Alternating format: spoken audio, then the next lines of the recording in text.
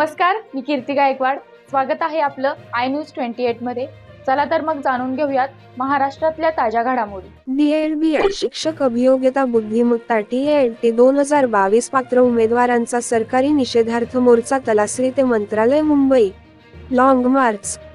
पालघर जिल्ह्यातील अभियोग्यता व बुद्धिमत्ता TET 2022 परीक्षा दिलेल्या शेकडो पात्र उमेदवार असून जिल्हा परिषद पालघर कार्यालयात सातत्याने पत्रव्यवहार करून निवेदन करून आम्हाला न्याय भेटत नव्हता, म्हणून आम्ही जिल्हाधिकारी पालघर या कार्यालय समोर 9/18/2023 या 10 दिवसाच्या कालावधीमध्ये जिल्हाधिकारी कार्यालय पालघर या कार्यालयासमोर सर्व शिक्षकांनी बेमुदत आमरण उपोषण होते।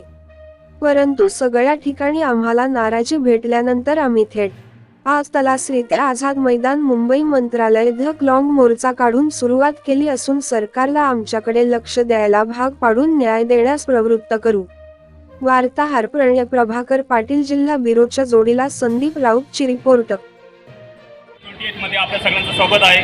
आपण बघू शकतात शिक्षक भरती इथे काही त्यांचे मतभेद चालू आहे आणि त्यांच्यामध्ये भरतीमध्ये कुठेतरी त्यांना मान सन्मान देत नाही, त्यांना पाहिजे तो स्थान देत नाही। या संदर्भात त्यांनी लॉंग मार्च काढलेला आहे आणि इथून तलासरी ते डायरेक्ट आझाद मैदान मुंबई इथे जाणून मंत्रालयामध्ये त्यांच्या मागण्या सांगणार आहे। या संदर्भात त्यांचे जे प्रमुख आहे त्यांच्याकडून जाणून घेऊ। काय बोलला आपण? सर्वप्रथम मी जय आदिवासी जय जवाहर। आम्ही DED BED टेट पात्र शिक्षक आहोत। आम्ही मागे हे 3-4 महिन्यापासून आमचं आंदोलन सुरू आहे।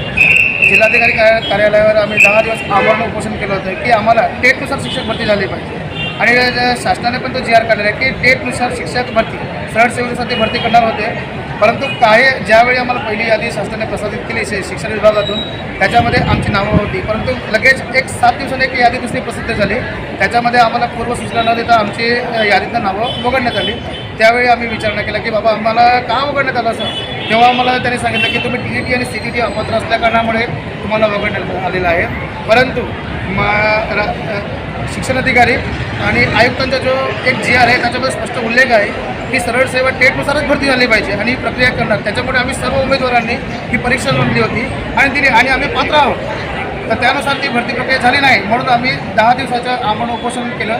त्या अनुषंगाने आम्हाला एक शासनाने शिक्षणाधिकारी विभागाकडनं एक पत्र दिलेलं आहे की तुमची वरिष्ठ लेवलला एक बैठक गेली जाईल कॅबिनेट मंत्र्यांसोबत आणि तुम्हाला जो त्या ठिकाणी जो योग्य निर्णय लागेल तो तुम्हाला मान्य करावा लागेल। या अनुषंगाने आम्ही ते तात्पुरत्या स्वरूपात ते आंदोलन स्थगित केलं।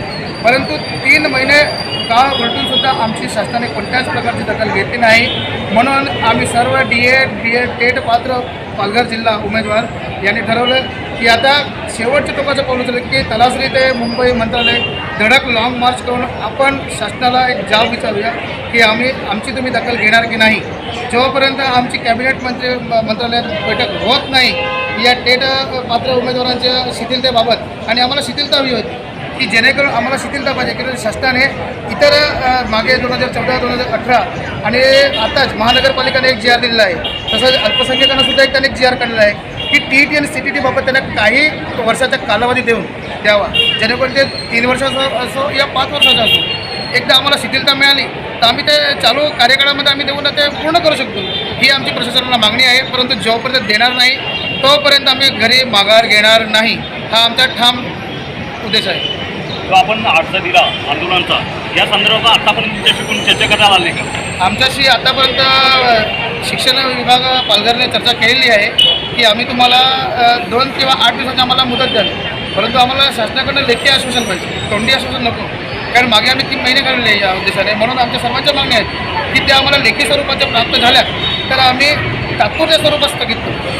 आतापर्यंत या आंदोलनामध्ये किती महिला आणि पुरुष सामील झाले? जवळपास आम्ही 10 दिवसाचं आमरण उपोषण केलं, त्याच्यामध्ये आम्ही 700 उमेदवारांचा सहभाग होता आणि बहुसंख्य महिला उमेदवार त्याच्यामध्ये आहेत आणि काहींचं विशेष म्हणजे वय आता जात आहे, काही 43 आहेत, काही 44 आहे। मग त्यांचा प्रश्न काय? आपण बघू शकता शिक्षकांची व्यथा त्यांनी मांडलेली आहे। शासनाकडे त्यांच्याकडे एकच मागणी आहे का जी आमची भरती आहे ही लवकरात लवकर करावी। धन्यवाद आमच्या चॅनलशी बोलण्याबद्दल।